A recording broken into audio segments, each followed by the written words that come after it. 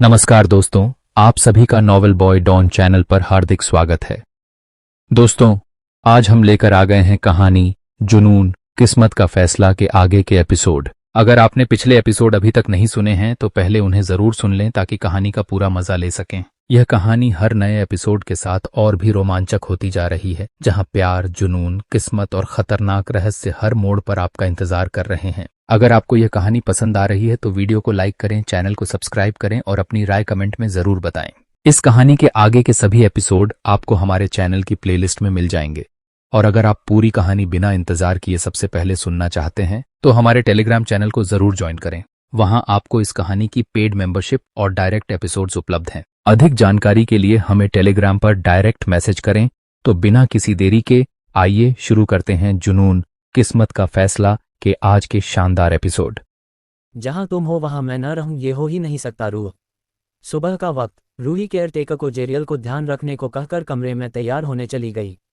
रूही ने एक black colour का सूट पहना हुआ था जो कि उसके घुटनों से कुछ नीचे तक था। वो एक वन पीस ड्रेस थी, उसमें आगे की तरफ बटन लगे थे। उसके दाहिने तरफ उसे ड्रेस पर एक ब्रॉच था जो कि गोल्डन चमक रहा था।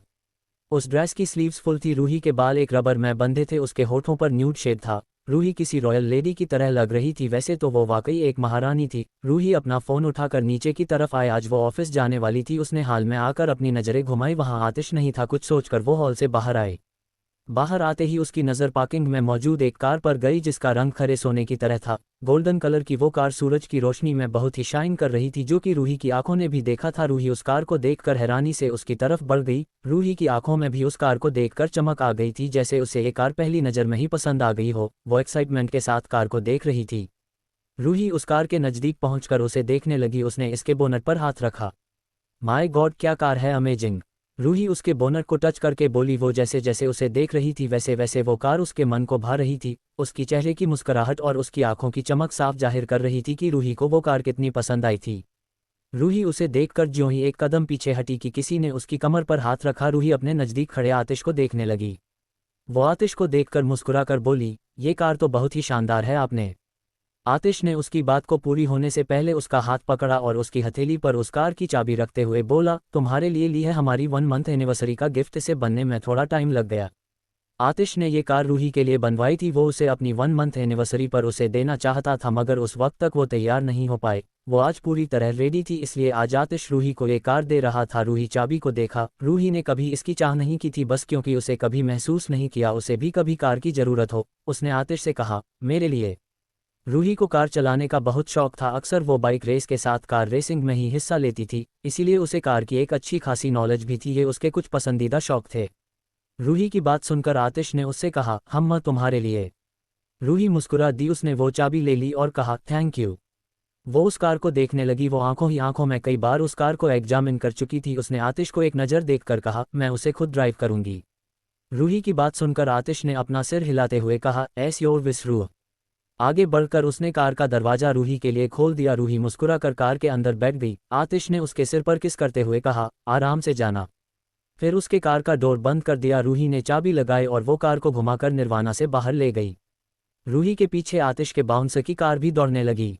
उसके जाने के बाद आतिश की कार भी आ गई। बाउंसर ने आगे बढ़कर कार का डोर खोला। आतिश ने अपने आंखों पर ग्लासेस लगाए और अंदर बैठ गया। उसकी कार भी निर्वाणा से बाहर निकल गई। रानावत इंडस्ट्री। 1 घंटे बाद रूही मीटिंग रूम में बैठी हुई थी। वो लोग अपनी एक और ब्रांच जयपुर से बाहर खोलने वाले थे। रूही उसका पूरा प्लान तैयार कर चुकी थी। उस कमरे में सामने की तरफ एक प्रोजेक्टर ऑन था। सभी के साथ रूही भी उस प्रोजेक्टर को देख रही थी और आहिल उस प्रोजेक्टर के सामने खड़ा था। वही सबको इस बारे में बता रहा था। कुछ देर बाद प्रोजेक्टर बंद हुआ और रूही ने अपनी चेयर घुमाकर उन सभी को देखते हुए कहा, तो क्या राय आप सबकी? अगर कोई कमी है तो मुझे बेझिझक बता सकते हैं। रूही की बात सुनकर शांतनु सिंघानिया जो कि वहां मौजूद थे, उन्होंने रूही की बात सुनकर कहा, इसमें कोई कमी नहीं है सीईओ। मुझे ये प्रोजेक्ट अच्छा लगा, लेकिन इसे बनाने के लिए भारी बजट की जरूर है।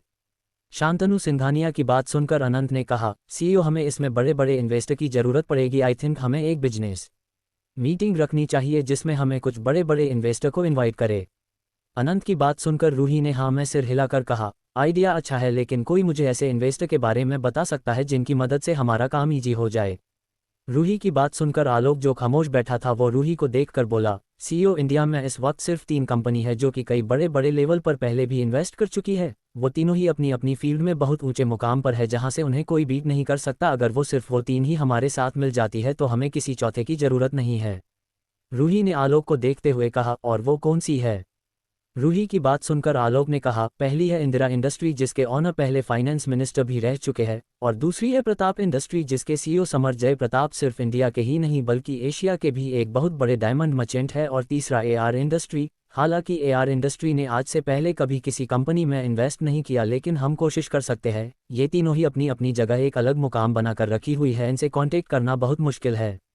आलोक ने जिन तीन इंडस्ट्री का नाम लिया था वो इंटरनेशनल लेवल पर मशहूर थी। इंदिरा इंडस्ट्री के सीईओ एक वक्त पहले इंडिया के फाइनेंस मिनिस्टर थे। उन्होंने बीच में ही अपनी कुर्सी छोड़कर अपनी फैमिली बिजनेस को संभालने लगे, और आज के वक्त में बिजनेस वर्ल्ड में उन्होंने वो मुकाम हासिल कर लिया था कि अब उन्हें वहां से नीचे उतारना नामुमकिन था।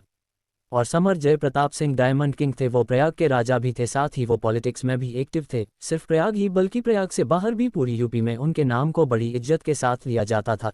तीसरा शख्स था आतिश, जो कि मेडिकल की दुनिया का वो चमकता सितारा था जिसकी चमक से आज भी लोगों की आंखें चौंधिया जाती थी। साथ ही वो राजस्थान को कंट्रोल करने वाला नाम था जिसके एक इशारे पर पूरी राजस्थान के पॉलिटिकल वर्ल्ड में खलबली मच जाती थी। ये इंडिया के तीन बड़े नाम थे जो कि अपनी अपनी फील्ड में इंडिया से बाहर भी राज कर रहे थे। आलोक की बात सुनकर रूही सोचने लगी, उसके लिए समर जय से और आतिश से मिलना कोई बड़ी बात नहीं थी। अरशद और आतिश से अगर वो कहेगी तो शायद वो उसकी आधी बात सुने बिना ही इन्वेस्ट करने के लिए हाँ कर देंगे, लेकिन अगर प्रोफेशनली देखा जाए तो इन तीनों से ही मिलना रूही के लिए नामुमकिन था, खासकर आतिश से, क्योंकि वो किसी कंपनी में इन्वेस्ट नहीं करता। इसलिए अगर वो उसे न जानता होता तो प्रोफेशनली उसका डिसीजन नहीं होगा। सब रूही की तरफ देख रहे थे क्योंकि आखिरी डिसीजन तो वही लेने वाली थी। रूही ने उन सभी को देखते हुए कहा, हम एक कोशिश कर सकते हैं। फिर वो आहिल की तरफ घूमते हुए बोली, तुम उन तीनों कंपनी में को मीटिंग का इनविटेशन भेजोगे और ये काम जल्दी करना। आहिल ने हाँ में सिर हिला दिया। तभी वहां मौजूद वीरेंद्र जी ने कहा, रूही तुमने नवनीत गुर्जर को निकाल दिया, अब उसकी जगह अगला सीएफओ कौन बनेगा? रूही ने वीरेंद्र जी की तरफ देखते हुए आराम से कहा, मैंने सोच लिया है अंकल, कंपनी का अगला सीएफओ आलोक रानावत है। इनका काम मैं देख चुकी है, फाइनेंस में मिस्टर आलोक की समझ बहुत अच्छी है, इसलिए आज से ही फाइनेंस डिपार्टमेंट मिस्टर आलोक ही संभालेंगे। रूही ने अब आलोक की तरफ देखते हुए मुस्कुराकर कहा, कांग्रेचुलेशन मिस्टर आलोक। आलोक हैरानी से उसे देखने लगा, उसे रूही की बात पर यकीन नहीं हो रहा था। रूही वहां से उठकर चली गई। उसके जाने के बाद बाकी सब भी आलोक को कांग्रेस करके चले गए। बेशक वीरेंद्र जी के चेहरे पर इस बात की कोई खुशी नहीं थी, क्योंकि उनके हिसाब से आलोक का मुकाम सीईओ बनना था, जिस पर रूही अपना कब्जा जमाए बैठी थी, जो कि सरासर गलत था। उनके हिसाब से तो गलत था, मगर उन सभी से अलग आलोक वो हैरान था, उसके मन में कुछ और चल रहा था। रूही अपने कैबिन में आए तो उसके पीछे आहिल भी आया। रूही अपनी चेयर पर बैठी, तभी आहिल ने उसके सामने वाली चेयर पर बैठकर कहा, दी ये मुझे आपको दिखाना था। उसके एक फाइल रूही के सामने रख दी। रूही जो कि पानी पी रही थी वो गिलास को वापस टेबल पर रखकर उस फाइल को देखने लगी। उसके देखा वो किमाया की फाइल थी जिसमें उसकी पूरी प्रोफाइल थी। रूही पहले किमाया का फोटो देखकर चौंकी थी। उसने पूरी फाइल पढ़कर उसे टेबल पर रखते हुए आहिल से कहा, वो बाहर है। आलोक ने हाँ में सिर हिलाकर कहा, हाँ मैं बुलाऊं? रूही ने हाँ में सिर हिलाकर कहा, जल्दी। आहिल उठकर चला गया। थोड़ी देर बाद किमाया आहिल के साथ उसकी कैबिन में आए। वो दोनों नॉक करके अंदर आए थे। किमाया वहां आए तो रूही ने उससे मुस्कुराकर कहा, please seat. Kimaya thank you कहते हुए उसने सामने चेयर पर बैठ गई। किमाया ने रूही को देखते हुए कहा, तुम्हें पता तो चल ही गया होगा कि मैं यहाँ क्यों आई हूँ? रूही ने हाँ में सिर हिलाकर कहा, अच्छा फैसला किया है तुमने। हमें भी एक विश्वास लायक लीगल एडवाइजर की जरूरत थी जो हमारे काम में हमारी मदद कर सके। मैं तुम पर भरोसा कर सकती हूँ? रूही ने मुस्कुराकर उससे कहा तो किमाया उसे देखने लगी। वो बोली, मैं किमाया हूँ रूही, तुम मुझ पर भरोसा करना चाहती हो, ये मत सोचना कि मैं बदल जाऊंगी। वो चेयर से अपनी पीठ लगाकर बैठी। उसकी बात सुनकर रूही हंस पड़ी। उसने कहा, रिलैक्स, मैं नहीं चाहती कि तुम बदलो, मेरा मतलब था कि तुम कंपनी के लिए लॉयल रहोगी। एंड डोंट वरी, मैं कभी किसी पर अंधा भरोसा नहीं करती। किमाया ने रूही की बात सुनकर अपनी एक आईब्रो उठाकर कहा, आतिश पर भी नहीं? बड़ा सोचा समझा सवाल था। इस सवाल के साथ किमाया के अंदर इसका जवाब जानने की क्यूरियोसिटी बढ़ चुकी थी। अचानक ही रूही की बात पर उसके मन में ये सवाल पैदा हो गया था। किमाया की बात सुनकर रूही ने मुस्कुराते हुए कहा, इतिश और मेरे बीच सबसे भरोसा ही है, और मुझे नहीं लगता ये अंधा विश्वास है, क्योंकि अंधे भरोसे पर टिके रिश्तों की उम्र लंबी नहीं होती। खैर तुम ये सब छोड़ो, कांग्रेचुलेशन, तुम कल से ज्वाइन कर सकती हो।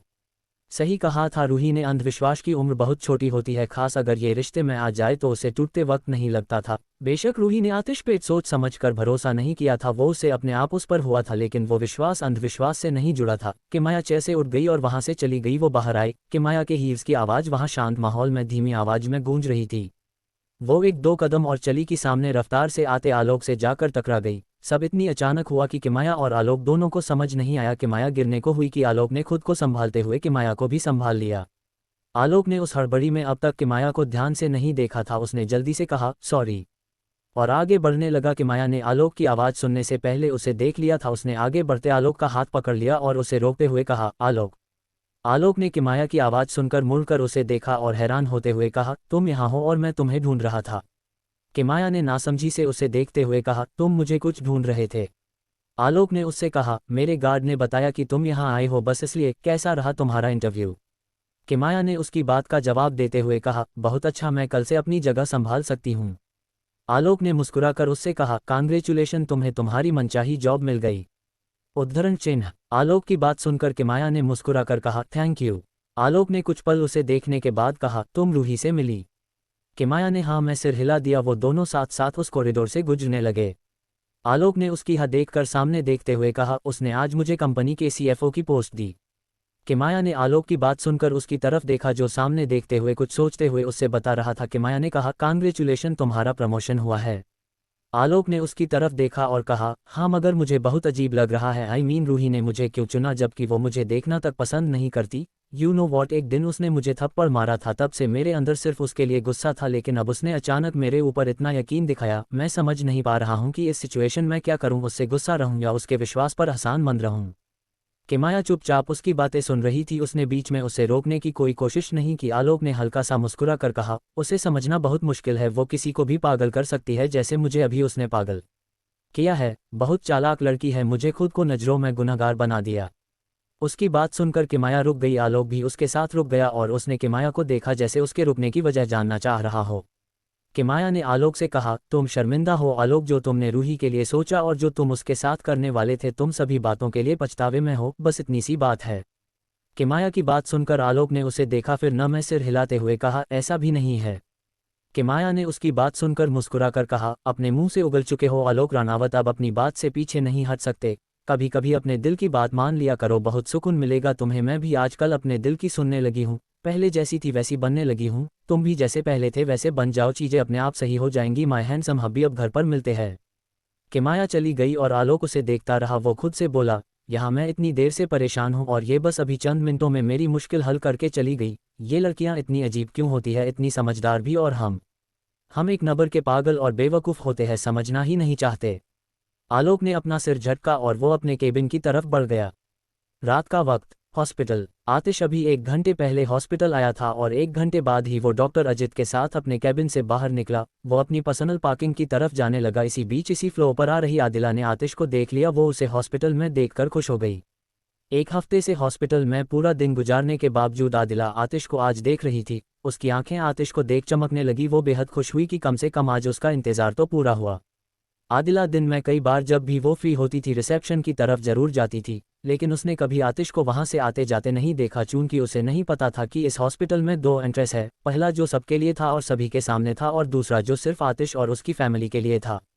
आदिल को उसके पर्सनल स्पेस की खबर भी नहीं थी। वो आतिश के पीछे पीछे आने लगी। हालांकि उनके बीच काफ़ी दूरी थी, इसलिए आदिला तेजी से कदम बढ़ा रही थी। वो लगभग उसकी पर्सनल पार्किंग में पहुंचने वाली थी, मगर वहां खड़े एक बाउंसर ने उसे रोकते हुए कहा आप यहां से आगे नहीं जा सकती। उस बाउंसर के रोकने पर आदिला के कदम ठिठक गए। उसने उस बाउंसर से कहा देखिए मुझे डॉक्टर आतिश से कुछ बात करनी है, इंपॉर्टेंट है। उस बाउंसर ने उसे पीछे की तरफ धकेलते हुए कहा बॉस अब किसी से नहीं मिलेंगे, कल का इंतजार कीजिए। आदिला ने परेशानी से उसे देखा। वो कुछ कहने को हुई, उसे कार की आवाज़ सुनाई दी। उसने पार्किंग की तरफ देखा जहां आतिश की सारी कार वहां से निकल रही थी। आदिला ने निराश होकर गहरी सांस ली। उसके पास अच्छा मौका था लेकिन वो भी हाथ से निकल गया। उसने रूही से कहा था कि वो हॉस्पिटल ज्वाइन कर रही थी आतिश के करीब रहने के लिए और उसके करीब रहकर आतिश रूही को भूल जाएगा, लेकिन हकीकत उसकी सोच से बहुत मुख्तलिफ थी। वो उसके करीब रहने के सपने सजा कर आई थी, मगर यहाँ तो उसे आतिश के आने जाने का ही पता नहीं था। करीब रहना तो दूर की बात थी, वो तो गलती से भी आतिश के सामने नहीं पड़ी थी। आतिश को तो उसके बारे में शायद कुछ पता भी नहीं होगा। आदिला धीमे कदमों से अंदर की तरफ चली गई। वो जिस शख्स पागल हो रही थी वो शख्स उसके बारे में जानता तक नहीं था। देर रात के करीब, रात के 8 बज रहे थे। रूही अभी भी अपने ऑफिस में थी। वो मीटिंग रूम में थी। आज उसकी कई सारी मीटिंग थी। लगभग पूरा ऑफिस खाली हो चुका था, बस कुछ गिने चुने लोग रह गए थे जो कुछ देर में निकल ही रहे थे। रूही मीटिंग रूम से अपने केबिन में आई। वो सामने देखते हुए एक कदम आगे बढ़ी कि तभी उसे अपनी टेबल के पास पड़ी 2 चेयर में से एक चेयर पर कोई बैठा नजर आया। रूही ने उसे देखते हुए कहा, कौन है आप और बिना मेरी मौजूदगी के मेरे कैबिन में क्या कर रहे हैं? तभी उस शख्स की आवाज़ उसके कानों में पड़ी, तुम्हारा इंतज़ार। ये कहते हो आतिश थोड़ा सा पीछे खिसका और फिर चेयर पर बैठे बैठे पीछे पलट गया। आतिश का एक पैर दूसरे पैर पर रखा था, वो रूही को देख रहा था। रूही ने उसे देख हैरानी से कहा, आप यहाँ? आतिश अपनी चेयर से खड़ा हुआ और रूही के करीब बढ़ते हुए उसकी एक लट को कान के पीछे करते हुए बोला, जहाँ तुम हो वहाँ मैं न रहूँ, ये हो ही नहीं सकता रूह। उसने रूही की आंखों में देखते हुए कहा। रूही भी आतिश की सुनहरी आंखों में देख रही थी। उसकी हैरानी कम हुई तभी आतिश ने कहा, चले। रूही आतिश की आवाज़ सुनकर होश में आकर बोली, हाँ मैं अपना सामान ले लूँ। वो आतिश के पास से गुजरी तो और कुछ फाइल उसने टेबल से उठा ली। उसने अभी अपनी फाइलों को हाथ में पकड़ा था कि आतिश ने उसके हाथ से वो सारी फाइल पकड़ ली और दूसरा हाथ से उसका हाथ पकड़कर वो उसे बाहर लेकर आ गया। ऑफिस पूरा सुनसान था, वहाँ कहीं कहीं अंधेरा भी था, केवल रूही के केबिन के आसपास अंधेरा था। रूही के केबिन के पास आतिश के बाउंसर खड़े थे। आतिश ने अपने हाथ में पकड़ी फाइल बाउंसर को दे दी। रूही हवेली गई सिर्फ सुहानी और रुद्री की वजह से। रुद्री उसकी पहली दोस्त थी जिसने उसे कभी उसे नाजायज़ कहकर दूर नहीं धकेला था, इसलिए वो रुद्री के साथ अपनी दोस्ती को नहीं भूल सकती थी। उस वक्त उसे ज़रूरत थी इसलिए वो वहाँ गई थी। और सुहानी के साथ भी उसका बहुत अच्छा रिश्ता था। उसके पेट में दर्द था और वो प्रेग्नेंट थी, इसलिए वो दोनों हालात बहुत अलग थे। रूही के पॉइंट ऑफ व्यू से सोचे, जिन्होंने इतना साथ दिया वो उनके बुरे वक्त में उनके साथ न रहे, ये तो गलत होगा, बस इसलिए वो हवेली गई। रूही का कन्फेशन, पैशनेट किस, समर जय, जयपुर में रानावत इंडस्ट्री। रात का वक्त था। आतिश ने सारी फाइल रूही से लेकर आने बाउंसर को दे दी। उसने रूही का हाथ पकड़ा और उसके साथ लिफ्ट में आ गया। उसने ग्राउंड फ्लोर का बटन दबा दिया। रूही ने भी आतिश का हाथ पकड़ा हुआ था। उसने उससे कहा, आप यहाँ अचानक कैसे? आतिश ने रूही की तरफ देखते हुए कहा, तुम्हें लेने आया था। रूही ने मुस्कुरा कर कहा, कभी कभी आप बहुत स्वीट बन जाते हैं। रूही की बात सुनकर आतिश ने उसके चेहरे की तरफ झुक एक छोटी सी तिरछी मुस्कुराहट के साथ कहा, रियली, कब टेस्ट किया है तुमने मुझे? रूही ने उसकी बात सुनकर हैरानी और शर्म से उसे देखा और उसके बाजू पर हल्के से मारते हुए कहा, आप मुझे परेशान करना बंद कीजिए, वैसे भी आज मैं बहुत थक गई हूँ। इतने में लिफ्ट भी खुल गई। वो दोनों लिफ्ट से बाहर आ गए। वो दोनों कंपनी से बाहर आए जहां उनकी कार खड़ी थी। रूही मुस्कुरा कर उसे देखते हुए कुछ कह रही थी। उसकी नज़र आतिश के अलावा किसी और पर नहीं थी और न जाने वो मुस्कुरा कर उससे क्या कह रही थी, जिसे सुनकर आतिश के चेहरे पर भी एक मुस्कुराहट थी। चंद लोग जो कंपनी में रुके हुए थे वो खुद भी अपने आने घर जा रहे थे। उन सब की नज़र रूही पर पड़ी तो रुककर उसे देखने लगे, जिसकी वजह रूही के साथ मौजूद आतिश था। वो ये देखना चाहते थे कि उनकी सीईओ मैडम के साथ ये कौन था। उनमें से किसी एक ने कहा, ये तो सीईओ मैडम है ना? एक दूसरा शख्स बोला, हाँ वो किसी के साथ है। उस पहले शख्स ने कहा, हाँ हमारी मैडम मैरिड है, ये शायद उनके हस्बैंड होंगे। चेहरा दिखाई नहीं दे रहा है।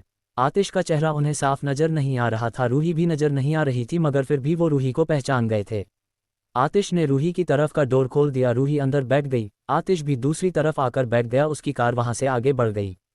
आतिश और रूही को जो लोग देख रहे थे वो भी उनके जाते ही वहां से जाने लगे। सड़क पर कभी रफ्तार से दौड़ती कार आज रेंगती हुई नजर आ रही थी। सभी कार की स्पीड बहुत हल्की थी। आतिश और रूही उन्हीं में से एक कार के पीछे वाली सीट पर बैठे हुए थे। रूही आतिश के कंधे पर सिर रखे आंखें बंद करके बैठी हुई थी। आज वो बहुत थक गई थी, क्योंकि आज से पहले उसने कभी इतना काम नहीं किया था। कॉलेज से वो घर आ जाती थी, फिर कुछ देर के आराम के बाद ही वो कोई काम करती थी, और कॉलेज के बाद अगर ऑफिस भी जाना हुआ तो वो जल्दी ही वापस आ जाती थी। मगर आज रूही ने 2-3 मीटिंग भी अटेंड की थी। उसके बाद वो लगातार काम कर रही थी, जिसकी उसे बिल्कुल आदत नहीं थी। हालांकि काम के बीच उसने कोई रेस्ट नहीं लिया था, मगर अब वो ज़रा सा हिलना भी नहीं चाहती थी। रूही फिलहाल गहरी नींद में नहीं बल्कि कच्ची पक्की नींद में थी। आतिश भी उसे बिना डिस्टर्ब किए अपना काम कर रहा था। निर्वाणा पैलेस। आतिश की कार निर्वाणा के अंदर पार्किंग में पहुंची। कार के रुकते ही अंदर बैठे आतिश ने रूही की तरफ देखा, जो उसका हाथ अपने दोनों हाथों के बीच दबाए उसके कंधे पर सिर रखे आंखें बंद करके लेटी हुई थी। रूही की कार भी उसी पार्किंग में खड़ी थी जिसे आतिश का ही एक बाउंसर कब का यहाँ ला चुका था। कार के रुकते ही रूही ने उनींदी भरी आवाज में कहा, कार क्यों रोक दी? उद्धरण चिन्ह। उसे चलती हुई कार में बहुत अच्छी नींद आ रही थी। अगर थोड़ी देर और कार चलती रहती तो वो गहरी नींद में सो जाती। आतिश ने उसके कान के पास झुककर कहा, घर आ गए रूह। रूही ने उसकी बात सुनकर कर कसमसा कर अपना चेहरा दूसरी तरफ करते हुए कहा, बस थोड़ी देर। आतिश उसकी आवाज़ सुनकर समझ गया कि वो अभी भी कच्ची नींद में ही थी। उसने फ़ोन उठाया और किसी को कॉल लगा दिया। एक रिंग के बाद ही कॉल उठ गया। कॉल उठते ही आतिश ने रूही को देखते हुए कहा, कार वापस घुमा लो। और इतना कहकर उसने कॉल काट दिया। अब कार दोबारा स्टार्ट हुई और निर्वाणा से बाहर आ गई। रूही ने जब दोबारा कार को चलता हुआ महसूस किया तो उसकी आंख एक पल के लिए खुली। उसने आतिश को नासमझी से देखा, क्योंकि अभी कुछ देर पहले तो उसके कहा था कि वो घर पहुंच गए। आतिश ने रूही की तरफ देखा जो उन्नीदी आंखों से उसे देख रही थी। आतिश ने अपना हाथ उसके हाथों के गिरफ्त से छुड़ाते हुए उसे उसकी कमर से पकड़कर अपनी बाहों में भरते हुए सामने देखते हुए कहा, सो जाओ, घर पहुंचने में अभी काफ़ी वक्त है। आतिश की बातें रूही के सिर को पार करती हुई चली गई। उसे कुछ समझ तो नहीं आया, लेकिन अब उसके दोबारा पूछने की भी जहमत नहीं कि वो सरक कर आतिश के करीब बढ़ी और उसके सीने पर सिर रख कर अपनी आंखें बंद करके बैठी रही। कार निर्वाणा से निकलकर दोबारा सड़कों पर दौड़ने लगी थी। आज वो उन गलियों से निकल रही थी जहां जाने की कोई ज़रूरत नहीं थी। वैसे भी रात का माहौल था, सुबह जितना ट्रैफिक अभी वहां नहीं था, इसलिए कार स्मूथली चल रही थी। आगे बैठा ड्राइवर नहीं जानता था कि उससे बेफिजूल में कार क्यों चलवाई जा रही थी। वो पूछना तो चाहता था मगर पूछने की हिम्मत उसमें नहीं थी, इसलिए चुपचाप कार के ड्राइव कर रहा था। और ये कार तब तक घूमती रही जब तक कि आतिश का रुकने का मैसेज उसके पास न आया। तकरीबन 1 घंटे बाद वो कार वापस निर्वाणा आए और अब तक रूही गहरी नींद में जा चुकी थी। आतिश ने अब अपना फ़ोन सामने टेबल पर रख दिया। एक बाउंसर ने उसकी तरफ का डोर खोल दिया। आतिश रूही को अपनी बाहों में उठाकर कार से बाहर आया और उसे अंदर लेकर चला गया। वो सीढ़ियां चढ़ते हुए अपने कमरे में आया, उसके रूही को बेड पर लेटाया और उसके सूज निकाल दिए। फिर उस पर ब्लैंकेट डाल एसी का रिमोट लेकर उसका टेम्परेचर सेट किया। फिर बाथरूम में चला गया। रूही पलटकर ब्लैंकेट में सिमटकर सोती रही। जयपुर के एक पोश इलाके में एक विला की जिसके एक कमरे की बालकनी में एक शख्स मौजूद था। वो अपने दोनों हाथ पीछे किए हुए सामने देख रहा था। उसका ध्यान तब टूटा जब अंदर कमरे से एक औरत उस बालकनी में आई। वो उनके सामने जाकर बोली, क्या हुआ समर, कुछ सोच रहे हैं? समर जय ने शैली जी को देखा और न में सिर हिलाते हुए कहा, कुछ खास नहीं। समर जय अपनी पूरी फैमिली के साथ आज ही जयपुर आए थे और कुछ दिनों के लिए वो यही रहने वाले थे। रूही को मनाने के लिए उनका रूही के पास रहना जरूरी था। समर जय की बात सुनकर शैली जी ने उनके कंधे पर अपना हाथ रखते हुए कहा, सब अच्छा होगा समर, रूही जल्द ही आपको अपना लेगी। वो अभी नाराज है, जब उसकी नाराजगी दूर होगी तो आपके पास वापस जरूर आएगी। शैली की बात सुनकर समर जय ने उन्हें देखा और हल्का सा मुस्कुराकर कहा, काश तुम्हारी बात सच हो जाए। शैली जी भी उनकी मुस्कुराहट देखकर मुस्कुरा दी। कुछ देर बाद समर जय ने कहा, पापा ने खाना खा लिया? समर जय की बात सुनकर शैली जी ने कहा, हाँ खा लिया, जबरदस्ती की है उनकी साथ, तब जाकर उन्होंने कुछ खाया ही, वरना जब से रूही गई है उन्होंने खाना ही बंद कर दिया है। समर, मुझे लगता है कि आपको पापा से बात करनी चाहिए, इतने साल हो गए मैंने आपको और पापा को कभी एक साथ नहीं देखा। समर जय ने शैली की बात सुनकर उससे कहा, हम बात करूंगा उनसे, वैसे भी उनका दुख समझ रहा हूं, जब अपने ही बच्चे हमसे मुंह फेर ले तो कैसा लगता है, ये आज पता चला मुझे। अगली सुबह रूही ने अंगड़ाई लेकर अपनी आंखें खोली। वो बेड पर उठकर बैठ गई। उसने अलार्म क्लॉक को उठाकर टाइम देखा, सुबह के 5 बज रहे थे। आज वो बहुत जल्दी उठ गई थी। रूही ने टाइम देखकर खुद से कहा, मैं इतनी जल्दी उठ गई? उद्धरण चिन्ह। फिर उसकी नज़र खुद पर गई, उसके कपड़े बदले हुए थे। इसी के साथ उसने बेड के दूसरी तरफ देखा जहां आतिश सो रहा था। रूही समझ तो चुकी थी कि उसके बदलने वाला शख्स आतिश ही था। वो उसे देखने लगी। सोते हुए उसका चेहरा बिल्कुल शांत था, जैसे कि उसके चेहरे पर सुकून उतरा हुआ हो, और इतना शांत वो सिर्फ सोते हैं लग सकता था। रूही के चेहरे पर एक प्यारी सी मुस्कुराहट आ गई। उसने अलार्म क्लॉक को टेबल पर रखा, फिर उसके करीब बढ़ गई। आतिश के बाल उसके माथे पर आ रहे थे। रूही ने अपना एक हाथ बढ़ाकर उसके बालों को माथे से हटाकर पीछे किया। उसके बाल बेहद मुलायम थे जो उसके हाथों से फिसल रहे थे। रूही ने ठीक से उन्हें सेट किया मगर वो आदतन वापस नीचे आ रहे थे। मगर रूही ने भी हार नहीं मानी, ऐसा लग रहा था जैसे वो आतिश के बालों से खेल रही हो। आखिरकार वो पीछे हो ही गए। फिर वो अपने दोनों हाथों की कोहनी को बेड पर टिकाकर अपनी हथेली पर अपना चेहरा टिकाकर उसे देखने लगी। अलबत्ता रूही ये हरकतें नहीं करती थी, मगर आज उसका दिल नहीं चाह रहा था कि वो अपनी आंखें आतिश के चमकते चेहरे से हटा ले। उसके लिए आतिश दुनिया का सबसे हसीन शख्स था, वो जिसके साथ रूही अपनी पूरी जिंदगी खुशी खुशी गुजार सकती थी। रूही को आतिश से ज्यादा कुछ पसंद ही नहीं था। रूही ने अपना एक हाथ की हथेली पर अपना चेहरा टिकाते हुए दूसरे हाथ से उसके बालों की एक लट को पीछे करते हुए कहा, सोते हुए कितने मासूम नजर आते हैं, लेकिन उठते ही भूखे शेर की तरह हो जाते हैं खूंखार। और गुस्सा तो बाप रे, वैसे मिस्टर रानावत इतना गुस्सा लाते कहाँ से है? आपको अपनी छोटी सी नाक पर जरा भी तरस नहीं आता? बेचारी, सारा गुस्सा तो इसे ही संभालना पड़ता है। रूही ने आतिश की नाक पर टैप करते हुए कहा, लेकिन कुछ भी कहो, आप गुस्से में भी बहुत हैंडसम लगते हैं। कभी कभी मेरा मन करता है कि मैं आपको कहीं जाने न दूं। बाहर कैसे लोग होते होंगे, कितनी नज़र लगती होगी आपको। आपको इतना हैंडसम नहीं होना चाहिए था, काश थोड़े से कम होते तो कम से कम मैं तो सुकून में रहती। वैसे आपको पता है, कभी कभी मुझे आप पर बड़ा प्यार आता है, लेकिन कभी कभी बहुत गुस्सा भी आता है। आप मुझे कुछ भी नहीं बताते, मैं बच्ची नहीं हूँ खडूस रानावत। पता नहीं मुझे आपसे प्यार कैसे हो गया, आपको अंदाज भी नहीं है मैं आपसे कितनी नफरत करती थी। मेरी नापसंद कब पसंद में बदली मुझे पता ही नहीं चला। मुझे पता ही नहीं चला कि मैं कब आपसे प्यार करने लगी। पहले तो गुस्सा आया कि मैं आपसे प्यार कैसे कर सकती हूँ आप जैसे तंग-दिल इंसान से, लेकिन हो गया पता नहीं कैसे। वो मुस्कुराते हुए आतिश से बात कर रही थी, ये वो उसके जगते हुए कभी नहीं कह सकती थी। वो इत्मीनान में थी कि आतिश सो रहा था। रूही अपनी बात खत्म होने के बाद करीब बढ़कर आतिश के गाल पर अपने होंठ रख दिए, फिर उसने उसे देखते हुए मुस्कुराकर कहा, गुड मॉर्निंग मिस्टर रानावत। इतना कहते ही उसने आतिश का चेहरा देखा तो उसकी आंखें हैरानी से बड़ी हो गई। आतिश उठ चुका था और अब वो उसे देख रहा था। रूही का बेड पर रखा हाथ फिसला और उसका चेहरा बेड के मुलायम गेंदों से जा टकराया। रूही हड़बड़ा गई थी, इसलिए वो खुद को संभाल नहीं पाए और वही आतिश ये देखकर अपनी हंसी रोक नहीं पाया। वो अपनी आंखों पर हाथ रखकर हंसने लगा। रूही ने जैसे आतिश की हंसने की आवाज़ सुनी तो उसे बहुत शर्मिंदगी महसूस हुई। उसने वैसे ही अपना चेहरा बिस्तर में छुपा लिया। उसका चेहरा सुर्ख पड़ गया। रूही का दिल चाह रहा था कि वो अपना सिर पटक ले। उसको लगा कि वो अभी इस जमीन में समा जाए।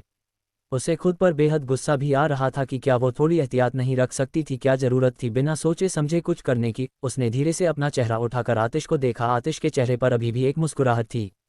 रूही अपनी शर्मिंदगी को कम करते हुए अपना गाल साफ करके उठी और उसे घूरते हुए बोली, आप सोने का नाटक कर रहे थे। ये गलत बात है आतिश, और मुझ पर हंस भी रहे हैं, अपनी खुद की बीबी पर। आतिश ने अपना एक हाथ सिर के पीछे रखते हुए उसका हाथ पकड़कर उसे अपनी तरफ खींचा। रूही उसके सीने पर जा गिरी। उसके दोनों हाथ आतिश के कंधे पर आ गए। आतिश ने उससे कहा, मैं तुम पर नहीं तुम्हारी हरकतों पर हंस रहा हूँ रूही जो उसके अचानक खींचने पर गुस्से से उस देखने लगी थी, वो उसकी बात सुनकर मुंह बनाते हुए बोली, दोनों बात एक ही है, लेकिन आपको हंसना नहीं चाहिए था। सारी गलती आपकी है, आप अचानक से उठ गए और मैं रूही कहते हुए अटक गई। आतिश ने उसकी आंखों में देखते हुए उसे पलट कर नीचे किया और खुद उसके ऊपर आकर कहा, वैसे मुझे अच्छा नहीं लगा। रूही ने नासमझी से आतिश को देखते हुए कहा, क्या? आतिश ने अपनी सुनहरी आंखों को उसके होठों की तरफ फिसलाकर उसके चेहरे के करीब बढ़ गया। अब उसकी सांसें रूही को अपने चेहरे पर मालूम पड़ने लगी। उसकी गर्म सांसें महसूस करते हुए रूही ने अपनी पलकें झुकाकर एक गहरी सांस ली, फिर दोबारा आतिश की तरफ देखा। हालांकि वो बार बार झुक रही थी, आतिश ने भी उसकी आंखों में देखते हुए कहा, तुम कहीं और भी किस कर सकती थी। आतिश की आवाज़ धीमी थी, जिसे उनके आसपास गुजरती हवाओं ने भी नहीं सुना होगा। वो सिर्फ रूही के कान में ही गई थी। रूही का चेहरा कुछ देर पहले की तरह सुर्ख पड़ गया। उसने झूठी नाराजगी से और झूठे तैश में आकर आतिश के कंधे पर हाथ रखकर कहा, आप बात बदल रहे हैं और अब मुझे जाने दीजिए, मेरे पास बहुत काम है। रूही आतिश को पीछे धक्का देने लगी। आतिश अभी भी उसके चेहरे के बेहद करीब था। उसके सांसों में रूही के शरीर से उठती फ्रेग्रेंस घुल चुकी थी। उस पर रूही के हाथों के जोर का कोई असर नहीं हुआ और न ही उसने हाथ हटाने की कोशिश की। वो उसके होठों के नज़दीक झुक गया और जैसे जैसे वो इस 1 इंच की दूरी को कम कर रहा था, रूही के हाथों की रफ्तार हल्की पड़ती जा रही थी। उसकी पलकें नीचे की तरफ झुक चुकी थी। उसके गाल, उसकी छोटी सी नाक बिल्कुल लाल थी। शर्म से उसका चेहरा बेहद सुर्ख नजर आ रहा था। आखिर में आतिश ने रूही के कांपते होठ थाम लिए। रूही धड़कन इस पल रुकी, यानी कि बेहद धीमी पड़ चुकी थी, मगर धीरे धीरे वो तेज रफ्तार से दौड़ने लगी। आतिश के कंधे पर रखे हाथ जो उसे खुद से दूर करने के लिए रखे थे, उन्होंने अब आतिश की टी शर्ट को अपनी मुट्ठी में जकड़ लिया। आतिश का हाथ रूही के चेहरे के पास तो दूसरा उसकी टी शर्ट के अंदर उसकी कमर के पास था, जहां उसकी उंगलियां धीरे धीरे थिरक रही थी। आतिश की गर्म उंगलियां जब रूही को छू रही थी तो वो सिहर जाती थी। आतिश रूही को पैशनेट होकर किस कर रहा था। रूही की आंखें भी बंद हो चुकी थी। रूही का दूसरा हाथ जो बेड पर रखा था वो आतिश के सीने पर जा पहुंचा। आतिश की दिल की धड़कन भी तेज थी। रूही ने उसकी धड़कने महसूस करते हुए अपना हाथ हटाया, लेकिन तभी आतिश ने उसका हाथ पकड़ लिया। बेशक उसने रूही के होठों को अभी छोड़ा नहीं था। उसने रूही का हाथ अपने गले में डाला और उनके बीच जो चंद दूरी बची थी उसे भी कम कर दिया। उसके दोनों हाथ अब आतिश के गले के आसपास लिपटे हुए थे और आतिश उसके नाजुक होठों को सख्ती से किस कर रहा था। रूही की अब सांस उखड़ने लगी, मगर आतिश उसे छोड़ने के लिए राजी नहीं था। आखिर रूही की हालत पर उसे तरस आ गया और आतिश ने उसके होठों को छोड़ दिया। रूही गहरी सांस लेने लगी, उसका पूरा चेहरा लाल हो गया। रूही को छोड़े अभी कुछ ही वक्त गुजरा था कि आतिश से सब्र नहीं हुआ और उसने दोबारा उसके गुलाबी होठों को अपने कब्जे में ले लिया। रूही ठीक से सांस नहीं ले पाई थी कि वो दोबारा बेबस हो गई। आतिश इस बार और भी इंटेंशनली उसे किस कर रहा था। 6 बजे मौसम बेहद सुहावना था। ठंडी ठंडी सुकून देने वाली हवा चल रही थी। सड़क पर रूही ग्रे टी शर्ट और वाइट लोवर में आतिश के साथ वॉक पर आई थी। आतिश ने एक ग्रीन टी शर्ट और ब्लैक लोवर पहना हुआ था। उसके कंधे तक आते बाल, जिन्हें वो हमेशा रबर में बांध कर रखता था, आज वो खुले थे। पैरों में रनिंग शूज थे। रूही ने अपने लंबे बालों को जुड़ा बनाया हुआ था। हमेशा की तरह उसकी एक लट बार बार उसके चेहरे पर आ रही थी। रूही ने आतिश को देखते हुए कहा, आतिश आपने मेरी बात सुनी थी? उद्धरण चिन्ह। आतिश ने सामने देखते हुए कहा, कब? रूही ने जरा चीड़ भरे लहजे में कहा, आज सुबह। उसे अभी भी इस बात की नाराजगी थी कि आतिश सुबह उठ चुका था और उस पर हंस रहा था। बस उसे ये जानना था कि आतिश ने उसकी बात सुनी भी है या नहीं, और ये जानना उसके लिए बेहद जरूरी भी था। कौन सी बात? आतिश ने तो जैसे उसके लहजे पर ध्यान ही नहीं दिया, या शायद ध्यान देकर भी इग्नोर कर दिया। रूही ने आतिश के चेहरा देखा, जिस पर किसी तरह का कोई भाव नहीं था। रूही को उसका चेहरा देखकर मालूम नहीं पड़ रहा था कि उसने वाकई उसकी बातें नहीं सुनी, ये फिर वो न जानने का नाटक कर रहा था। रूही ने अपना सिर झटकते हुए कहा, अच्छा ये सब छोड़िए, आप ये बताइए कि आप उठे कब थे? कहते हुए रूही एक पल सोच में पड़ गई कि अगर आतिश ने सुबह उसके गाल पर की गई किस का जिक्र किया तो उसे फिर वही शर्मिंदगी झेलनी पड़ेगी, या उसके अलावा उसने किसी भी बात का जिक्र किया तो शर्मिंदगी तो उसे होगी ही, क्योंकि सुबह की कोई भी बात या हरकत रूही के हक में नहीं थी। ये ख्याल आते ही रूही ने नमे सिर हिलाते हुए कहा, रहने दीजिए, मुझे कुछ नहीं जानना। रूही फिर आगे को बढ़ी तो आतिश ने उसे रोककर अपनी बाहों में भरते हुए शारगोशी से उसके कान के पास जाकर कहा, लेकिन मैं जवाब देने के लिए तैयार हूँ। रूही ने आतिश की बात सुन फौरन उसकी तरफ हैरान नज़रों से देखा। जिस बात का जवाब वो जानना चाहती थी उस बात का जवाब वो दे नहीं रहा था, लेकिन जिस चीज़ के लिए वो न कर रही थी उसका जवाब देने को तैयार था। रूही ने उसे घूरते हुए कहा, आपका कुछ नहीं हो सकता। उद्धरण चिन्ह। उसने आतिश के सीने पर अपने दोनों हाथों से पीछे धक्का दिया। आतिश की पकड़ भी रूही पर ढीली थी, इसलिए वो एक कदम पीछे हो गया। वो दोनों निर्वाणा तक आ गए। रूही को अब भी बेचैनी थी कि आतिश ने कुछ सुना या नहीं, और आतिश भी उसको बेचैनी को अच्छे से महसूस कर रहा था, लेकिन मजाल थी कि उसने इस बीच एक भी बात रूही को बताई हो। रूही ने आतिश को देखा, फिर कहा, देखिए, अगर आपने मेरी बातें सुनी है न तो बिल्कुल अच्छी बात नहीं है। अभी वक्त है, बता दीजिए आपने कुछ सुना है। वो लगभग मिन्नत करते हुए बोली। आतिश ने रूही की तरफ देखा, फिर वो एक कदम उसकी तरफ बढ़ गया। रूही पीछे नहीं हटी थी, वो उसे घूर कर देख रही थी। आतिश ने उसका चीन को अपनी 2 उंगलियों से पकड़ते हुए कहा, मैंने कुछ तो सुना था, शायद। और ये कहने के बाद उसने रूही का चेहरा घुमाते हुए उसके गाल पर अपने होंठ रख दिए, फिर अंदर की तरफ चला गया। रूही इधर आतिश को हैरानी से देखती रह गई। उसने खुद से कहा, ये शायद का क्या मतलब है, इनकी बातों में आना ही नहीं चाहिए। बेवकूफ़ बनाकर चले गए, खडूस, अड़ियल, नकचरे, तंग दिल, साइको है आप मिस्टर रानावत, और हमेशा रहेंगे, कभी नहीं बदल सकते। उफ, मुझे क्या ज़रूरत थी कुछ बोलने की। रूही अपने पैर पटकते हुए पैलेस की तरफ बढ़ गई। प्यार या अट्रैक्शन, डेंजर। सुबह का वक्त। रूही और आतिश डाइनिंग टेबल के पास अपनी अपनी चेयर पर बैठे हुए थे। रूही को अभी भी आतिश ने नहीं बताया था कि वो उसने उसकी बातें सुनी थी या नहीं। रूही ने अब फिलहाल उससे पूछने की कोशिश भी नहीं की थी। कमरे में रूही के कान में ब्लूटूथ लगा था। रूही ने कहा, हाँ, मैं 10 मिनट में आ रही हूँ। रूही ने अपने बाल का जुड़ा बना रही थी और साथ ही वो आहिल से बात कर रही थी। उसका ऑफिस जाना आज जरूरी था, मगर वो आज लेट हो चुकी थी और अब उसके सारे काम जल्दी जल्दी हो रहे थे। आतिश भी बालकनी से बात करता हुआ अंदर आया। उसने रूही को जब इतनी हड़बड़ी में देखा तो उसने कहा, मीटिंग अपने टाइम पर ही होगी। इतना कहकर उसने अपने कान से ब्लूटूथ निकाला और फिर रूही की तरफ बढ़ गया, जो अपना कोट ढूंढ रही थी। आतिश ने बेड से उसका कोट उठाया और फिर रूही की तरफ बढ़ गया। रूही ने जब आतिश को देखा तो कहा, आप। उसकी नज़र अपने कोट पर गई जो आतिश के हाथ में था। रूही ने कहा, मैं कब से इसे ढूंढ रही थी। रूही उसे लेने के लिए आगे बढ़ी तो आतिश ने उसे कंधे पकड़कर पीछे घुमा दिया और उसे उसका कोट पहना दिया। रूही ने भी जल्दी अपना कोट पहना। आतिश ने उसका कोट ठीक करके अपने दोनों हाथ पेंट की पॉकेट में डालकर कहा, रिलैक्स, बस एक मीटिंग है, उसके लिए इतना परेशान होने की ज़रूरत नहीं है।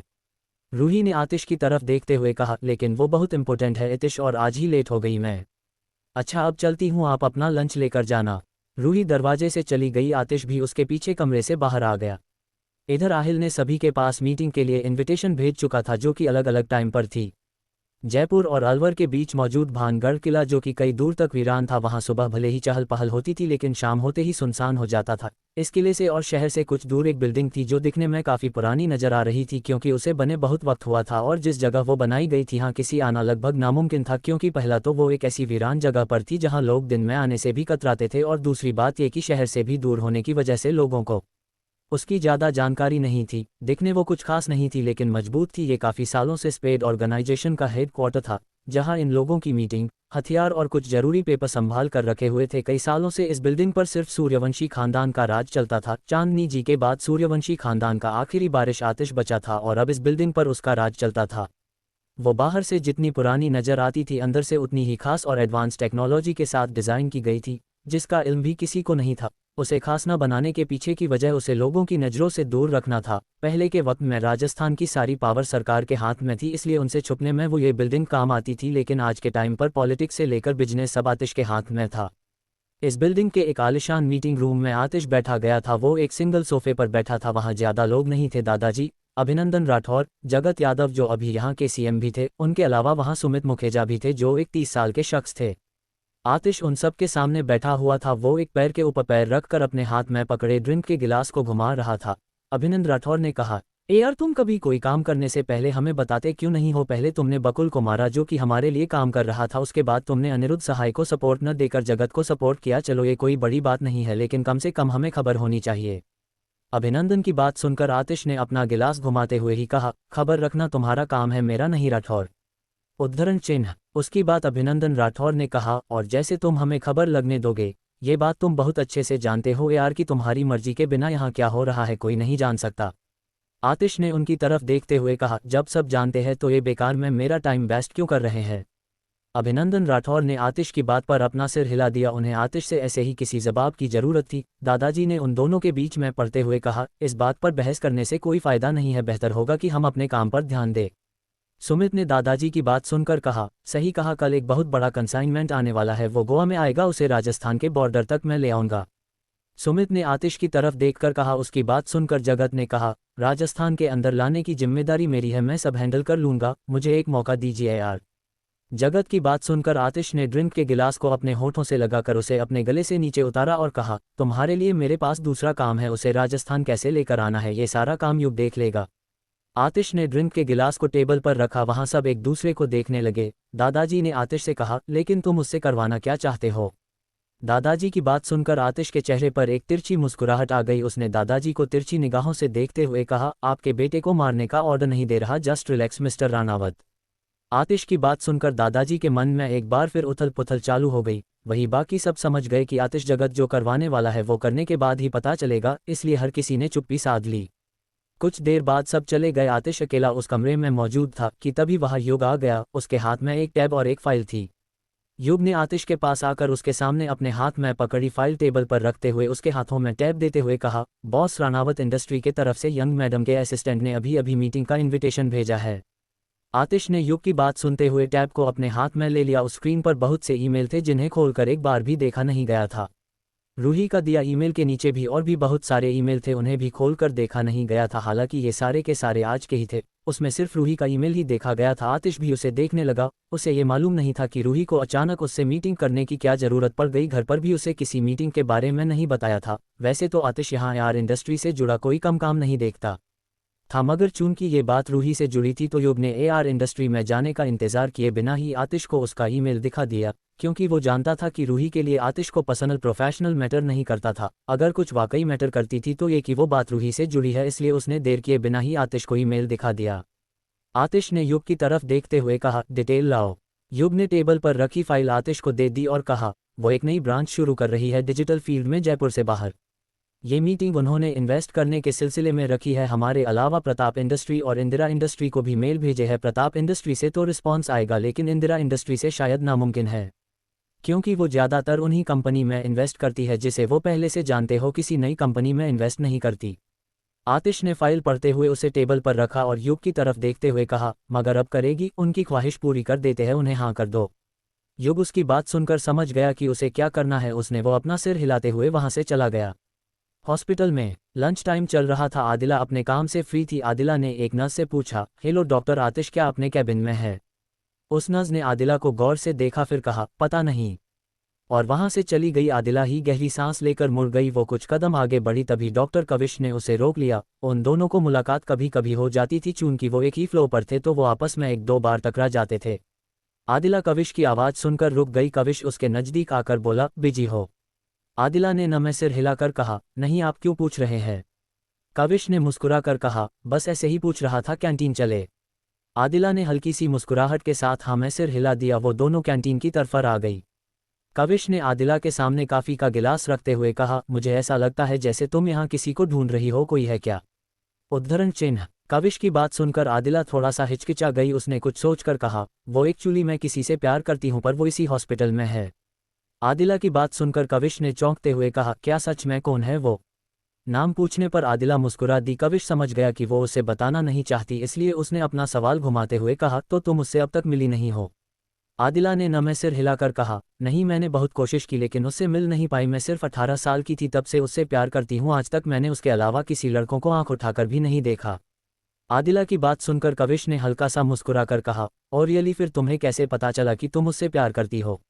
आदिला जो आतिश के ख्यालों में गुम थी, वो कविश की बात सुनकर उसे नासमझी से देखते हुए बोली, मतलब। कविश ने कहा, मेरा मतलब ये कि अभी तुमने कहा कि तुमने किसी लड़के को आंख उठाकर नहीं देखा, जो कि पॉसिबल नहीं है। आई मीन पॉसिबल है, लेकिन चांसेस बहुत कम है। आई मीन तुम जॉब कर रही हो तो लड़कों से मिलना तो हुआ होगा। उसकी बात सुनकर आदिला ने मुस्कुराकर कहा, हाँ हुआ है, लेकिन ऐसे कभी कोई बात नहीं कि मैंने, क्योंकि मैंने बहुत पहले ही सोच लिया था मुझे किससे शादी करनी है। कविश ने मुस्कुराकर उसकी तरफ देखते हुए कहा, पहली नज़र तुम मुझे बहुत आज़ाद ख्यालों की लगी थी, लेकिन अब अजीब लग रही हो। तुमने खुद को बांध रखा है। आदिला, एक जॉन में खुद को आज़ाद कर दो, तुम्हें समझ आ जाएगा कि जिसे तुम प्यार कह रही हो वो तुम्हारा अट्रैक्शन है। कविश की बात आदिला को कुछ खास पसंद नहीं आई। उसने कहा, ऐसा नहीं, अगर वो मेरा अट्रैक्शन होता तो इतने साल तक इंतज़ार नहीं करती, मैं किसी के साथ आगे बढ़ चुकी होती। आदिला की बात सुनकर कविश ने लापरवाही से कहा, अभी तुमने कहा कि तुमने किसी लड़के को आंख उठाकर नहीं देखा, तो फिर कैसे कह सकती हो कि वो शख्स तुम्हारा प्यार है? अगर तुम्हें कोई और पसंद भी आया होगा तो उस शख्स की वजह से तुमने इसे रिजेक्ट कर दिया। तुम अपने मन को बांध रखा है, थोड़ा आज़ादी दो उसे, और इस आज़ादी के बाद भी उस शख्स के लिए तुम्हारे दिल में फीलिंग्स रही तो शायद ये प्यार हो सकता है। कविश की बात सुनकर आदिला ने हल्का सा हंसकर कहा, आपको डॉक्टर नहीं फिलोसफर होना चाहिए था। कविश ने अपने कंधे उचकाकर कहा, अगर मैं डॉक्टर नहीं होता तो पक्का एक फिलोसफर होता। इन दोनों के बातों के बीच एक नर्स ने कविश को आवाज़ दी। कविश ने उस आवाज़ की तरफ देखा, फिर आदिला से कहा, मेरे पेशेंट मेरा इंतज़ार कर रहे हैं, फिर मिलते हैं।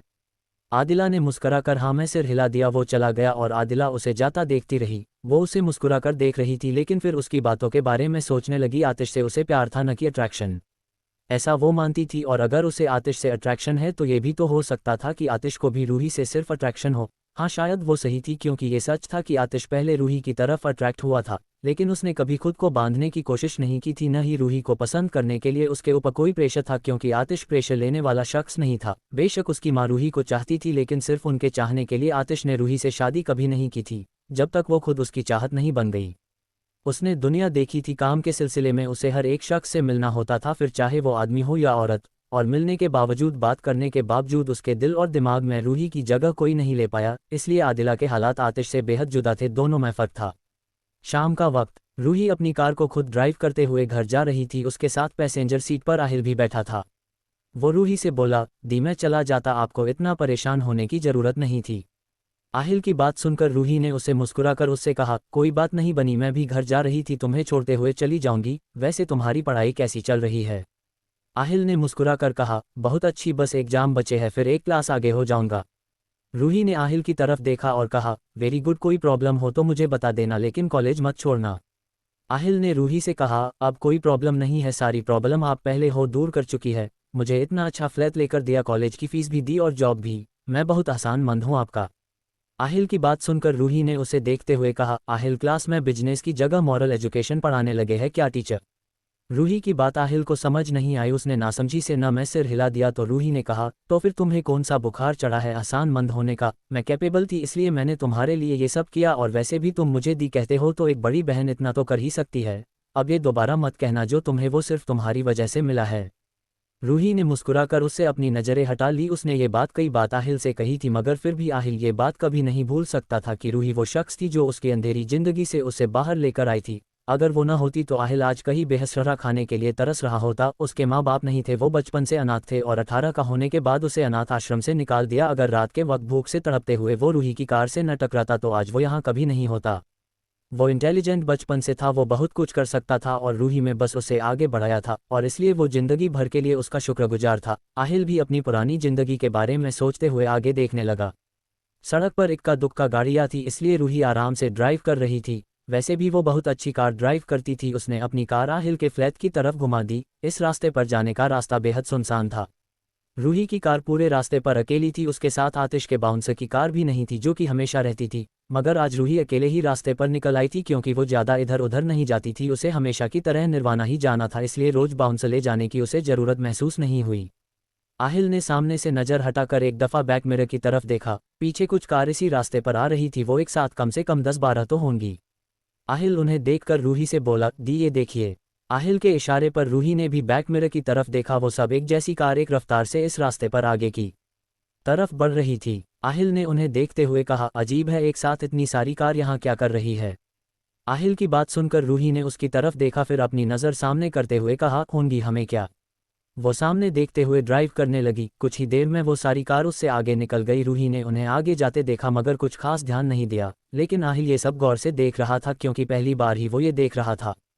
कुछ दूरी तय करते ही आहिल की आंखें हैरानी से बड़ी हो गई और रूही को अपनी कार रोकनी पड़ी, क्योंकि वो सारी कार बीच सड़क पर आकर रुक चुकी थी। उन्होंने आगे जाने का रास्ता कर दिया था।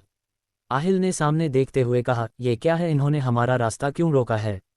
रूही भी सामने हैरानी से देख रही थी, हालांकि वो समझ रही थी कि असल में ये लोग उसके लिए आए थे, मगर ये लोग थे कौन और उसका रास्ता रोककर क्यों खड़े थे, ये सवाल रूही के मन में जरूर था।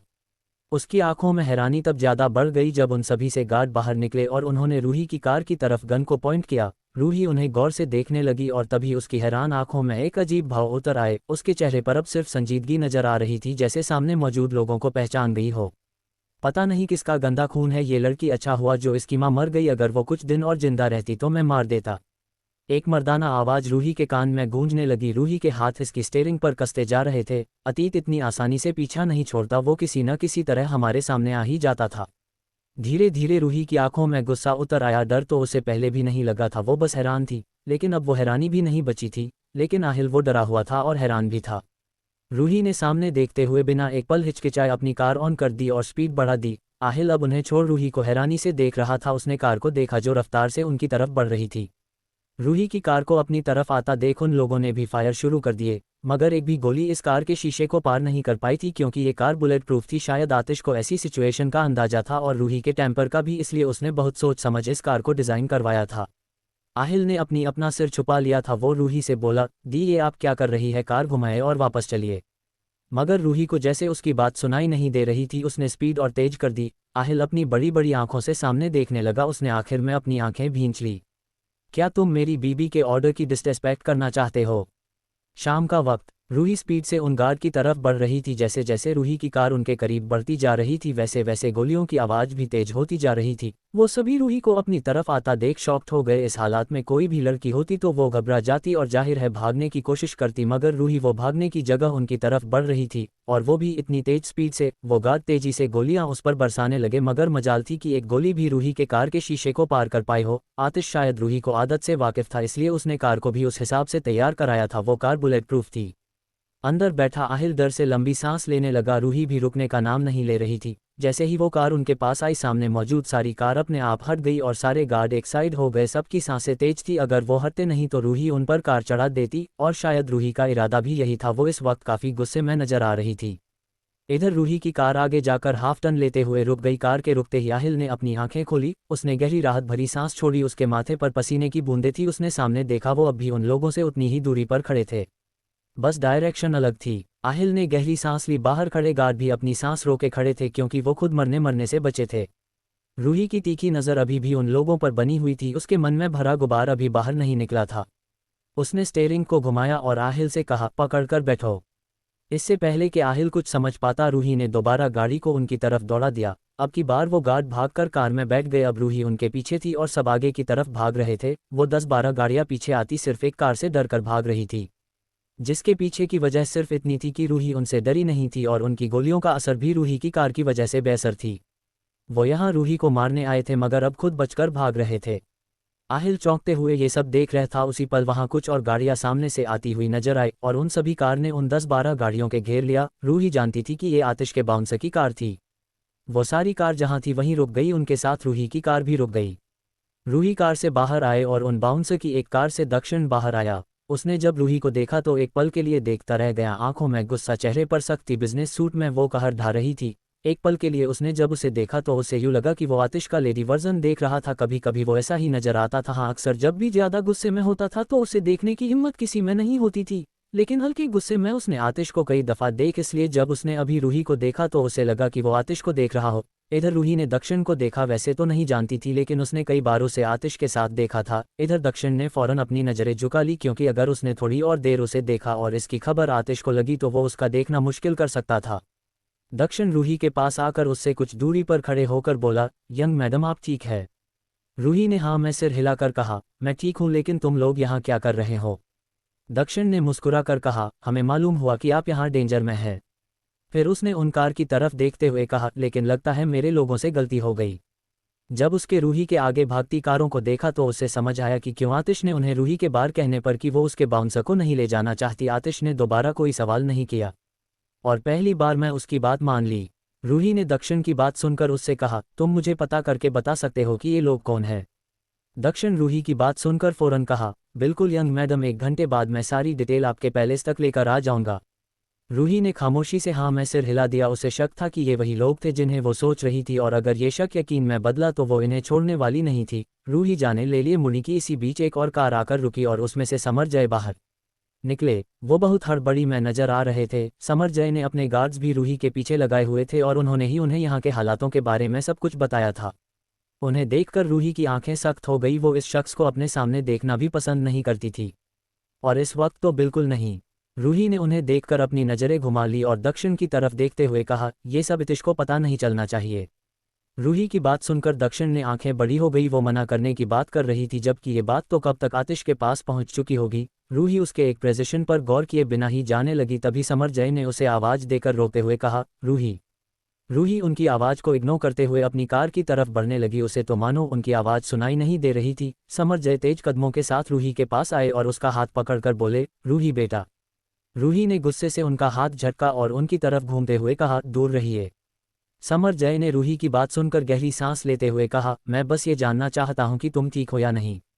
रूही ने समरजय की बातों को जरा भी तवज्जो नहीं दी। उसने कहा, नहीं, मैं ठीक नहीं हूं, जान लिया। वो दोबारा अपनी कार की तरफ जाने लगी, मगर फिर एक पल रुककर वो उनसे बोली, एक मिनट, आप यहाँ क्या कर रहे हैं? वो वाकई जानना चाहती थी कि समरजय यहाँ क्या कर रहे थे। हालांकि वो ये नहीं जानना चाहती थी कि वो राजस्थान क्यों आए थे। वो तो बस ये जानना चाहती थी कि उन्हें उसकी करंट लोकेशन कैसे पता चली। रूही की बात सुनकर समरजय ने उसे देखते हुए कहा, मेरे गार्ड्स ने बताया कि तुम यहाँ खतरे में हो, तुम्हें कहीं कोई चो। रूही ने समरजय की बातों को बीच में महकाते हुए गुस्से से कहा, तो आपने अपने गार्ड्स मेरे पीछे लगा रखे हैं, आप होते को उन्हें मेरी जासूसी करवाने वाले। इस वक्त रूही बहुत गुस्से में थी। पहले वो गार्ड्स जिन्होंने उसके पुराने जख्म कुरेद दिए जो कि कभी नहीं भर सकते थे, और उसके बाद समरजय का यहाँ आना। रूही अपनी माँ का सबसे बड़ा गुनाहगार अगर किसी को मानती थी तो वो खुद समरजय थे, इसलिए ऐसे मौके पर उनका आना रूही को वाकई गुस्सा दिला गया था। हालांकि रूही अक्सर गुस्से में भी इतना ख्याल रखती थी वो क्या बोल रही है, लेकिन अभी नफरत और गुस्सा दोनों ही भाव उसके अंदर उफान मार रहे थे, इसलिए रूही को इस वक्त अंदाजा नहीं था कि वो क्या कह रही है। समरजय का दिल तो बहुत दुखा, लेकिन ये तो होना ही था, इसलिए वो खुद को शांत कर गए। उन्होंने धीमी आवाज में कहा, रूही तुम मेरी बेटी हो। रूही ने फौरन ही गुस्से भरी आवाज में और चेहरे पर एक मुस्कुराहट लाकर कहा, नाजायज बेटी? पूरा बोलिए मिस्टर प्रताप, शर्माने की जरूरत नहीं है। बचपन की आदत है, बहुत पहले से सुनती आ रही हूँ, और प्लीज मेरे पीछे घूमने से अच्छा है कि आप अपनी करंट वाइफ और बेटे पर ध्यान दीजिए। अगली बार आपके गार्ड्स मेरे आगे पीछे दिखने नहीं चाहिए, और न आप। रूही मुड़कर अपनी कार के पास जाने लगी और पीछे खड़े समरजय उसे जाता देखते रह गए। उनकी नम आंखें रूही पर ही टिकी थी। आहिल और दक्षिण एक तरफ खड़े होकर सब देख रहे थे। इधर रूही अपनी कार के पास आई, कार का डोर खोलने वाली थी कि किसी ने खुलते कार के डोर को बीच में पकड़ लिया। रूही को लगा कि फिर से समरजय है, इसलिए उसने पूरी ताकत के साथ डोर खोलते हुए कहा, मेरा डोर छोड़िए। मगर वो एक इंच भी डोर को हिला नहीं पाई। रूही गुस्से में कुछ कहने को बढ़ी तो उसके कानों में एक आवाज गूंजी, रूह। रूह। पूरी दुनिया में सिर्फ एक शख्स ही था जो उसे इस नाम से बुलाता था। उसकी पकड़ डोर पर ढीली पड़ गई। रूही ने चेहरा घुमाकर आतिश को देखा। रूही की आंखें आंसू से भरी थी। बस वो बाहर नहीं आए थे, बस एक नज़र, सिर्फ एक नज़र में आतिश रूही के आंसू पहचान गया। रूही आतिश को देख कुछ कहना चाहती थी, मगर वो गहरी सांस लेने के सिवाय कुछ नहीं कह पाई। वो कहना चाहती थी, मगर उसकी आवाज़ जैसे मानो वो बाहर न आना चाहती हो।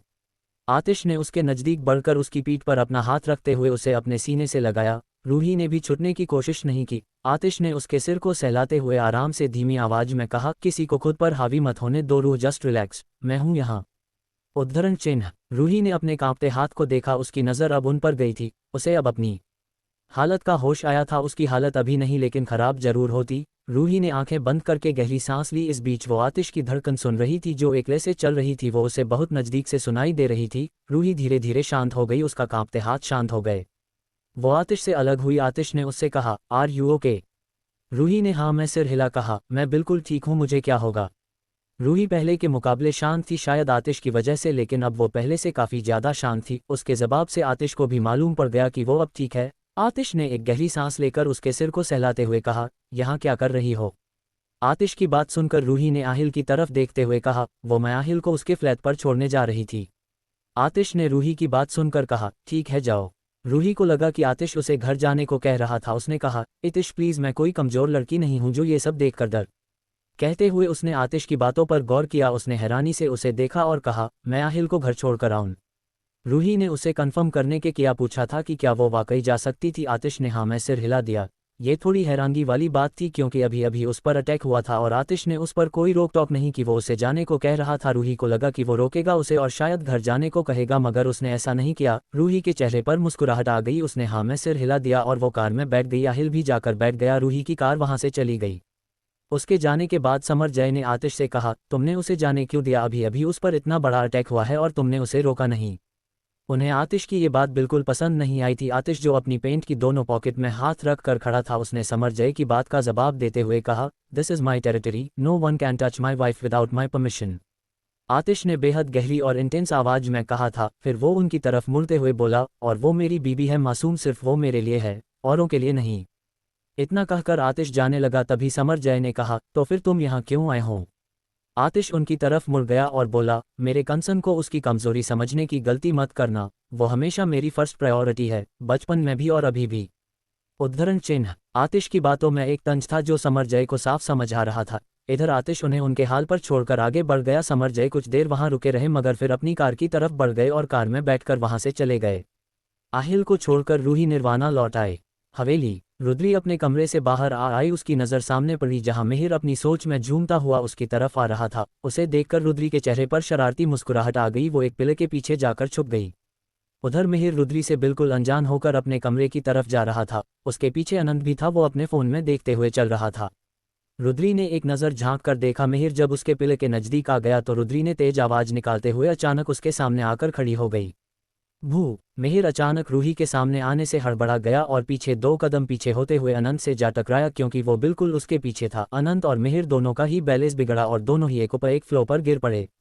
उनके सामने खड़ी रुद्री की आंखें बड़ी हो गई। उसने ये नहीं सोचा था। वो उन्हें देखकर हंसने लगी। अनंत नीचे फ्लो पर गिरा था और मिहिर उसके ऊपर। अनंत करहाते हुए बोला, मेरी कमर तोड़ दी बेहुदा इंसान। मिहिर ने हैरानी से अपने अनंत को देखा जो आंखें भींचे उसके नीचे पड़ा था। दर्द की शिकन उसके माथे पर नजर आ रही थी और तभी उसके कानों में रुद्री की हंसती हुई आवाज आई। मिहिर गुस्से में आ गया। तभी अनंत ने मिहिर से कहा, अब उठ जा या सारी रात ऐसे ही रहना है। अनंत की गुस्से भरी चिड़ी हुई आवाज सुनकर मिहिर उठने लगा मगर उसका हाथ फिसला और वो दोबारा उसके ऊपर गिर गया। अब की बार अनंत तेज चीखा और चीढ़कर बोला, क्या कर रहा है मिही? मिहिर ने कहा, उठ तो रहा हूँ यार। इसी बीच दादाजी की आवाज वहां गूंजी, क्या हो रहा है ये? दादाजी की बुलंद आवाज सुनकर रुद्री की हंसी रुक गई और मिहिर जल्दी से खड़ा हो गया और उसने अनंत को भी खड़ा किया। बेचारे अनंत के लिए इस वक्त खड़ा होना भी मुश्किल था क्योंकि उसके कमर पर गिरने से चोट लगी थी। दादाजी आज गुस्से में नजर आ रहे थे। वो तभी आ गए थे जब अनंत और मिहिर एक दूसरे के ऊपर गिरे हुए थे। उन्होंने मिहिर और अनंत को जिस पोजीशन में देखा था उसे देखने के बाद उनका दिमाग अपनी ही किसी उपज में लगा था। मिहिर ने जब दादाजी को गुस्से में देखा तो अनंत से कहा, सीधा खड़ा हो, टेढ़ा मेढ़ा क्यों खड़ा है? मिहिर के नज़दीक खड़ी रुद्री ने जब उसकी बात सुनी तो उसे हंसी आ गई। उसने बड़ी मुश्किल से दादाजी के सामने अपनी हंसी पर कंट्रोल किया। दादाजी ने मिहिर और अनंत को गुस्से से देखते हुए कहा, दिन के बाद मुझे तुम दोनों से कुछ बात करनी है, इसलिए मेरे कमरे में आकर मुझसे मिलना। इतना कहकर वो चले गए। उनके जाने के बाद अनंत ने मिहिर को गुस्से से घूरते हुए कहा, क्या तू आगे पीछे देखकर नहीं चल सकता? अगर मैं सीधा खड़ा नहीं हो पाया मिही तो तेरी कमर भी तोड़ दूंगा। अनंत की बात सुनकर मिहिर ने उससे कहा, यह सब उस चुड़ैल की वजह से हुआ है। रुद्री जो अब तक उन दोनों के मजे ले रही थी वो खुद के लिए चुड़ैल सुनकर मिहिर को घूरते हुए बोली, ओए तुझे मैं कहाँ से चुड़ैल नजर आ रही हूँ? उद्धरण चिन्ह। उसकी बात सुनकर मिहिर ने उससे कहा, अच्छा तो अभी चुड़ैल की तरह कौन मुझे डरा रहा था? उद्धरण चिन्ह। रुद्री ने उसे उंगली दिखाते हुए कहा, तमीज से बोल मिहिर के बच्चे, तो हंसे बड़ी हूं मैं। मिहिर ने उसकी बात पर हंसते हुए कहा, बड़ी चुड़ैल सूट कर रहा है तुझ पर। मिहिर की बात सुनकर रुद्री ने उसके पैर पर अपना पैर मारते हुए, घटिया इंसान, और वो वहां से चली गई। मिहिर ने दर्द से अपना पैर पकड़ लिया और अनंत को छोड़ दिया। अनंत जो कि मिहिर के सहारे खड़ा था वो उसके छोड़ने पर नीचे गिर गया। अनंत के चीखने पर मिहिर का ध्यान उस पर गया। वो बोला, सॉरी सॉरी। अनंत ने गुस्से से उस पर चिल्लाते हुए कहा, क्या सॉरी? तुझे मैं दिखाई नहीं दे रहा हूँ? मिहिर ने उसे खड़े करते हुए कहा, यार सॉरी कह तो दिया, हो गई गलती। बल्कि मेरी गलती नहीं है, सारी गलती उस रुद्री की है। चल तुझे कमरे में छोड़ आता हूँ। उसने अनंत का हाथ अपने गले में डाला और उसे उसके कमरे की तरफ लेकर चला गया। निर्वाणा पैलेस। रूही अपने कपड़े चेंज करके नीचे हाल में आए। वहां दक्षिण आया हुआ और आतिश सोफे पर बैठा था। दक्षिण ने ये एक फाइल दी और कहा, यंग मैडम जानना चाहती थी। तभी उसकी नज़र रूही पर गई जो ऑलरेडी वहां पर आ चुकी थी। आतिश ने उसे देखा, फिर फाइल को टेबल पर रख दिया। रूही ने आतिश को एक नज़र देखा, फिर दक्षिण को देखा। दक्षिण ने रूही को देखते हुए कहा, यंग मैडम आप पर यह अटैक किया वो अमरेंद्र चौधरी का भाई है। दक्षिण की बात सुनकर रूही कुछ सोचने लगी। बहुत हल्की सी मुस्कुराहट उसके चेहरे पर आ गई। वो जानती थी कि ये वही शख्स था, इसका मतलब वो वापस आ गया और ये रूही के लिए अच्छी खबर थी। उस शख्स की वजह से रूही को अपने नाना के साथ अपनी हवेली छोड़नी पड़ी थी। आज उसकी हवेली की जो हालत थी वो सिर्फ एक उस शख्स की वजह से। उस वक्त वो छोटी थी और कुछ नहीं कर पाई थी, मगर अब वो बहुत कुछ कर सकती थी। रूही ने एक गहरी सांस लेकर आतिश की तरफ देखते हुए कहा, आप कुछ करने वाले हैं क्या? अगर कुछ करने वाले हैं तो कुछ मत करना। उद्धरण चिन्ह। फिर उसने मुस्कुरा कर कहा, डिनर के लिए आज जाना और दक्षिण तुम भी डिनर करके जाना। रूही ने दक्षिण को मुस्कुरा कर देखा, फिर वहां से डाइनिंग टेबल की तरफ चली गई। दक्षिण ने रूही के जाने के बाद आतिश से कहा, बॉस क्या हमें कुछ नहीं करना? दक्षिण की बात सुनकर आतिश ने उसकी तरफ देखते हुए कहा, क्या तुम मेरी बीबी के ऑर्डर की डिसरिस्पेक्ट करना चाहते हो दक्षिण? क्या तुम ऐसा कर सकते हो?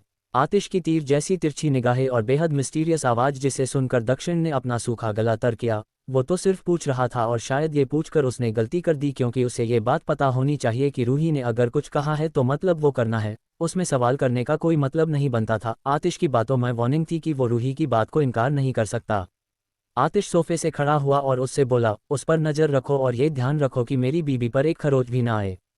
दक्षिण ने हाँ में सिर हिला दिया, लेकिन वो वही खड़ा रहा। तभी आतिश ने उससे कहा, अब क्या डिनर करके जाओगे? दक्षिण ने जबरदस्ती मुस्कुराकर कहा, नहीं बॉस। आतिश को इस वक्त दक्षिण की बातों को सुनने में जरा भी इंटरेस्ट नहीं था, क्योंकि उसे रूही के पास जाना था। उसने इरिटेट होते हुए कहा, गेट आउट। दोस्तों, आज के इस एपिसोड में बस इतना ही। अगर आपको यह कहानी पसंद आई हो तो वीडियो को लाइक करें और कमेंट करके जरूर बताइए कि आपको आज का एपिसोड कैसा लगा। अगर आप ऐसी ही शानदार कहानियां आगे भी सुनना चाहते हैं तो सब्सक्राइब जरूर करें और बेल आइकन दबाना न भूलें, ताकि कोई भी नया एपिसोड आपसे मिस न हो। और अगर आप अगले एपिसोड सबसे पहले सुनना चाहते हैं तो हमारे टेलीग्राम चैनल को ज्वाइन करें। वहां पेड मेंबरशिप के माध्यम से आपको नए एपिसोड सबसे पहले उपलब्ध कराए जाते हैं। तो मिलते हैं अगले रोमांचक एपिसोड में। तब तक के लिए धन्यवाद। अपना ख्याल रखिए।